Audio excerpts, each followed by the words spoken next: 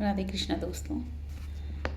तो अब हमारा जो अगला शासक रहेगा, मुगल शासक है, वो है फ़र्रुख़शियार।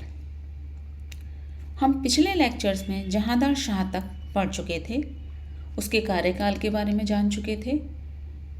अब हम बात कर रहे हैं उसके बाद के शासक की।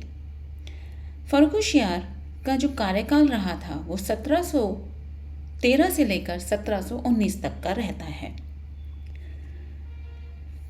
उसी के ही कार्यकाल में, यानी फ़र्रुख़शियार के कार्यकाल में ही जहांदार शाह का जो दाहिना हाथ माना जाता था, जुल्फ़िकार, वो उसको पकड़ लेता है और उसकी मृत्यु कर देता है। और उसी के ही काल में, यानी कि फ़र्रुख़शियार के काल में ही बंद बहादुर को भी बंदी बना के रख लिया जाता है और उसकी मृत्यु कर दी जाती है। उसी बीच में 1717 में 1717 में ब्रिटिशर्स का एक डेलीगेशन, जो कि जॉन सरमन के बिहाफ पर आता है, जॉन सरमन के अंडर में ब्रिटिशर्स का एक डेलीगेशन फ़र्रुख़शियार के दरबार में पहुंचता है। उस डेलीगेशन में, उस दल में एक सर्जन भी था, एक डॉक्टर भी था, जिसका नाम था विलियम हैमिल्टन।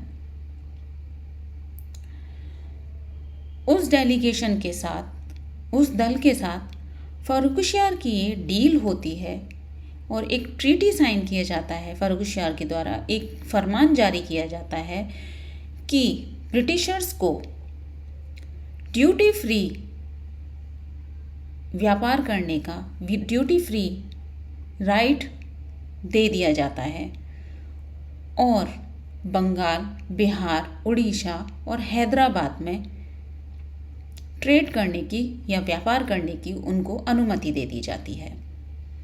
इसी बीच उन्होंने 3000 एनुअल पेमेंट भी यहाँ से वो इकट्ठा करते हैं।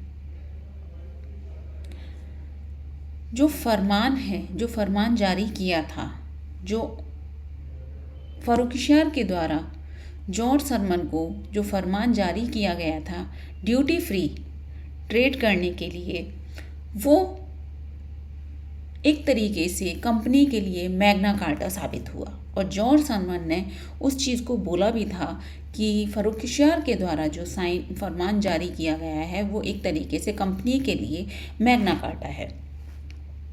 उसके बाद सैयद ब्रदर्स और बाजी विश्वनाथ ने मिलकर 1719 में फ़र्रुख़शियार को कैप्चर कर लिया, यानी कि उसको बंदी बना लिया और उसकी मृत्यु कर दी।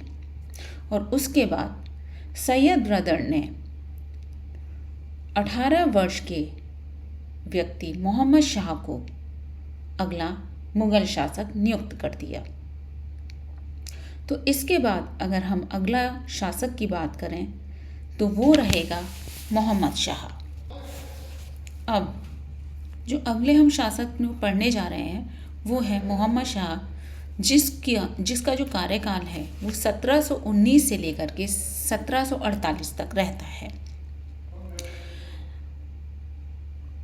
मोहम्मद शाह को हम मोहम्मद शाह रंगीला के नाम से भी जानते हैं।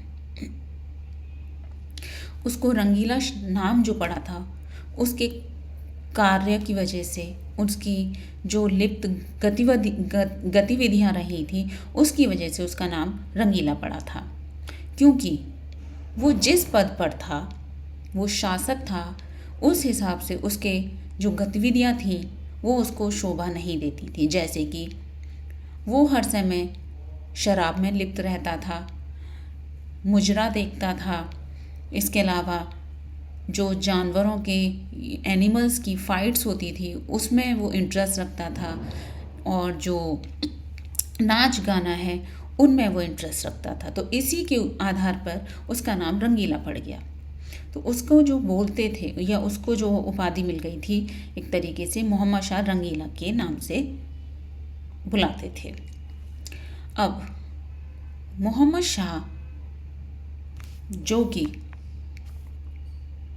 उसके साथ जैसा हुआ था उसने भी वैसा ही किया, यानी कि मोहम्मद शाह ने निज़ाम उल मुल्क की मदद से सैयद ब्रदर्स की हत्या कर दी थी और बाद में 1724 में निज़ाम उल मुल्क ने ही हैदराबाद की नींव रखी थी।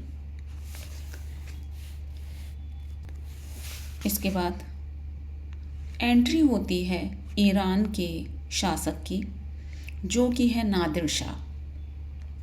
नादिर शाह 1738-39 में भारत पर अटैक करता है, भारत पर आक्रमण करता है और आक्रमण के साथ वो भारत में प्रवेश करता है और वो दिल्ली की तरफ रुख करता है और दिल्ली में वो कोहिनूर हीरा को और मयूर सिंहासन को अपने साथ ले जाता है। उसके बाद आता है दुरानी एम्पायर, जो कि ईरान में ही था। दुरानी एम्पायर का शासक जो कि था अहमद शाह अब्दाली, भारत पर 8 बार आक्रमण करता है, जो कि 1748 से लेकर के 1767 तक रहता है। वो अपने बार बार आक्रमण से, बार बार लूटपाट से एक नया इतिहास रच रहा था। उसी को हम पानीपत के तृतीय युद्ध के नाम से जानते हैं। और इस तरीके से मोहम्मद शाह का यहाँ पर डाउनफॉल शुरू हो जाता है। और उसके बाद जो अगला शासक रहता है मुग़ल शासक, वो है आलमगीर द्वितीय। आलमगीर द्वितीय जिसका कार्यकाल 1754 से 59 के बीच में रहता है। इसका कार्यकाल ज़्यादा नहीं है, बस इसको हम जो जानते हैं वो सिर्फ इतना जानते हैं कि उसके कार्यकाल में प्लासी का युद्ध हुआ था, जो कि 1757 में लड़ा गया था। उसके बाद अगला शासक आता है जो है शाह आलम द्वितीय। शाह आलम द्वितीय का जो कार्यकाल रहता है वो 1759 से 1806 तक रहता है। यानी कि ये एक ऐसा मुग़ल शासक है जिसने थोड़ा सा इस समय शासन किया। नहीं तो अभी पिछले हम जितने भी शासक पढ़े हैं उन्होंने ज़्यादा शासन नहीं किया, ज़्यादा वर्षों तक अपना शासन नहीं किया। लेकिन शाह आलम द्वितीय एक ऐसा शासक बना जिसने थोड़े लंबे समय तक शासन किया, जो कि था 1759 से 1806 तक। उसके शासनकाल में ईस्ट इंडिया कंपनी ने डायरेक्टली भारत पे रूल करना शुरू कर दिया था। इसके अलावा उसके ही शासनकाल में, यानी शाह आलम द्वितीय के शासनकाल में ही उसने एक फरमान जारी किया ब्रिटिशर्स के लिए और डायरेक्टली जो दीवानी थी वो ब्रिटिशर्स के हाथों में वो सौंप देता है। और वो दीवानी थी बंगाल, बिहार और उड़ीसा की।